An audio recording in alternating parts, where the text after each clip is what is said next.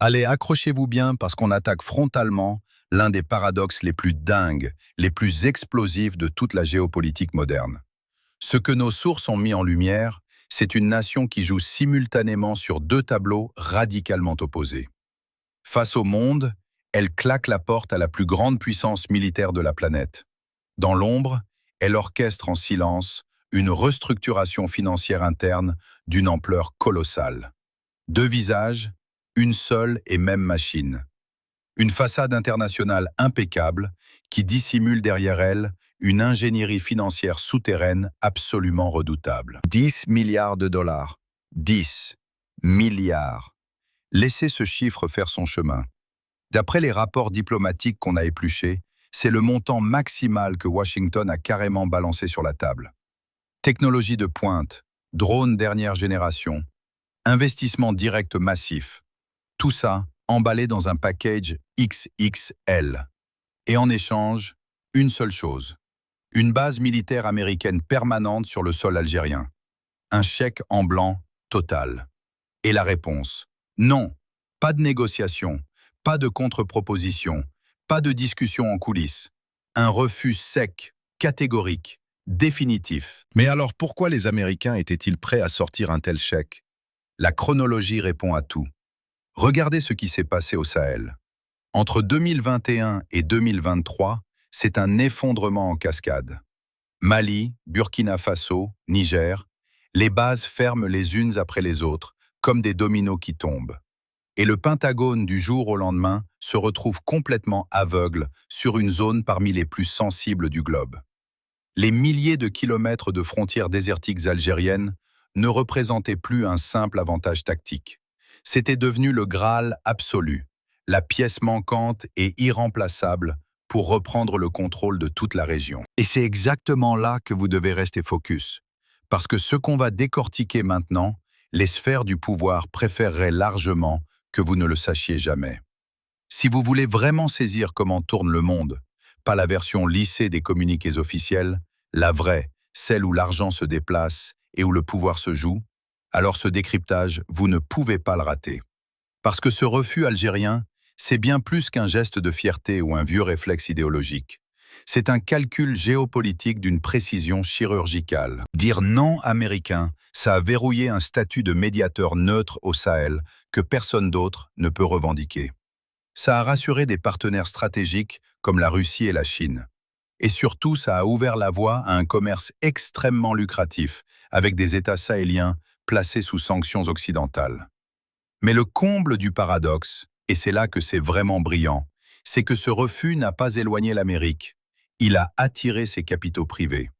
ExxonMobil et d'autres boîtes américaines ont débarqué pour faire du business là où leurs militaires avaient été expulsés. Voilà ce qu'on appelle un coup de maître sur l'échiquier mondial. Mais posons-nous la vraie question, celle qui fait tout basculer.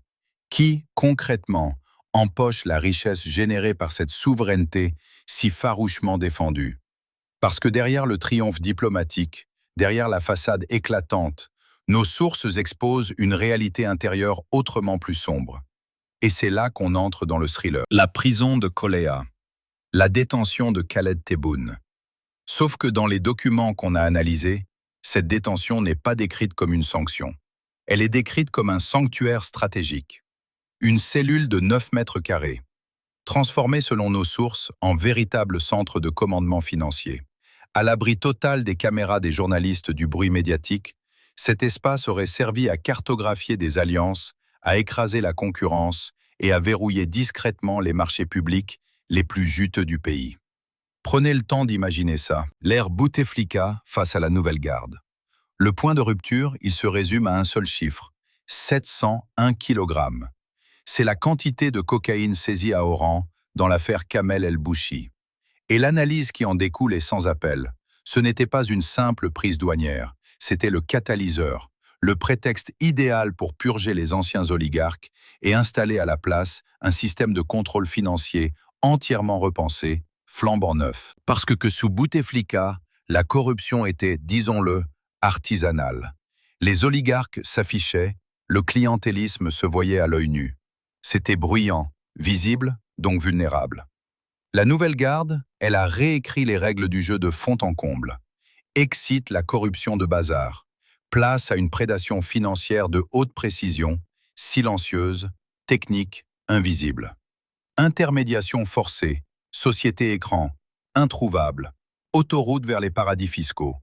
Une ingénierie de l'ombre à un niveau que l'ancienne génération n'aurait même pas pu concevoir. L'architecture du pillage, décortiquons le mécanisme de l'intérieur. Les secteurs ciblés, les plus vitaux, les usines de dessalement d'eau dans un pays qui en manque, les programmes de logement, AADL à des millions d'unités, les grandes infrastructures nationales, et partout le même mode opératoire appliqué avec une précision mécanique. On impose des intermédiaires, on facture des prestations qui n'ont jamais existé, on gonfle les prix jusqu'à l'absurde. Résultat, les besoins les plus élémentaires de la population sont transformés en actifs privés qui filent directement offshore. Le pipeline, tel que nos sources le décrivent, c'est d'une limpidité glaçante. Étape 1, un contrat d'État colossal est signé. Étape 2, une société écran locale est imposée comme intermédiaire obligatoire, sans apporter strictement aucune valeur technique au projet.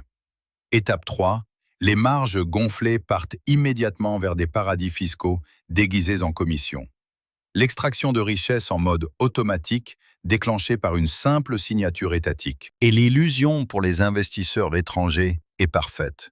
Un grand groupe international remporte un contrat, paie pour la vraie technologie et bloque simultanément une tranche massive pour ce fameux partenaire local obligatoire, la coquille vide. Pour les boîtes étrangères, c'est le ticket d'entrée, le prix de la sécurité contractuelle. En échange, elles intègrent ces commissions dans leur comptabilité. Commissions qui seront blanchies bien plus tard, ailleurs, discrètement. Et si vous ne retenez qu'une seule chose de tout ça, que ce soit celle-là. Le vrai pouvoir ne loge pas dans un titre ministériel ou un bureau officiel. Non, la vraie monnaie, c'est le contrôle absolu des flux de devises. C'est se rendre structurellement indispensable. C'est utiliser le chantage à la stabilité nationale pour organiser le pillage en toute tranquillité. Un hold-up institutionnalisé qui affame délibérément les hôpitaux, les écoles, les services publics pour alimenter des comptes offshore sans fond. Et la géopolitique, elle sert de bouclier, de rideau de fumée derrière lequel tout ça se passe. L'ultime leçon de pouvoir. Le contraste est saisissant. D'un côté, une souveraineté internationale en béton armé, aucune armée étrangère ne passe. Les superpuissances courbent l'échine. De l'autre, un monopole financier intérieur impitoyable, ultra centralisé, verrouillé pour un cercle infime.